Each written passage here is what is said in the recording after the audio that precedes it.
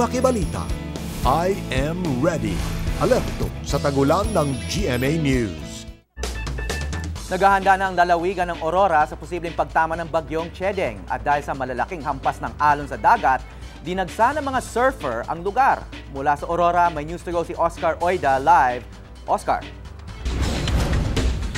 Yes, Awi, sa mga sandaling ito ay nagiging maayos pa naman ang sitwasyon ng panahon dito sa may Aurora, partikular dito sa may Baler. Sa katunayan, dito sa may Barangay Sabang ay sinasamantala ng ilang mga surfers ang pagkakataon at nagsasurf pa dito sa dalampasigan ng Barangay Sabang. Mangyari ayon sa mga ilang mga local surfers, pag ganito parating ang bagyo dito sa Aurora ay dinadayo talaga ito ng mga turista dahil tuwing mga ganitong klase ng panahon maganda ang alon parang sa larangan ng surfing.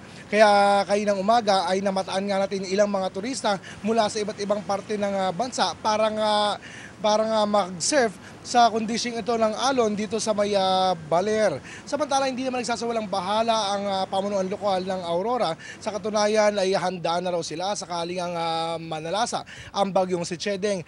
Sakto pa naman o sapat pa naman daw ang kanilang supply ng pagkain, mga gamot at kung kinakailangan nakahanda raw ang puwersa ng Philippine Army para respondihan ang mga lugar na maaring maapektuhan. Partikular na binabantayan nila itong lugar ng Dilasag, Kasiguran at Dinalungan. Ito yung mga low-lying area sa probinsya na maaari daw madali sakaling ang manalasa itong si Chedeng. Samantala dito rin Hawi sa may Baler, matatagpuan yung Doppler radar ng Pag-asa. Itong Doppler radar na ito ay may kakayanan na mag-obserba ng bagyo sa 400 kilometers radius na nasasakupan nito.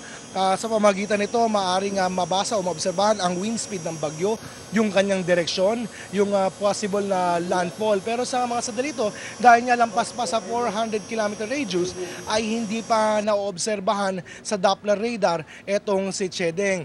Pero kung hindi raw magbabago ang sitwasyon, baka mamaya makalipas ang tanghali ay mamataanan ng Doppler radar etong si Chedeng. Howie? Maraming salamat, Oscar Oida.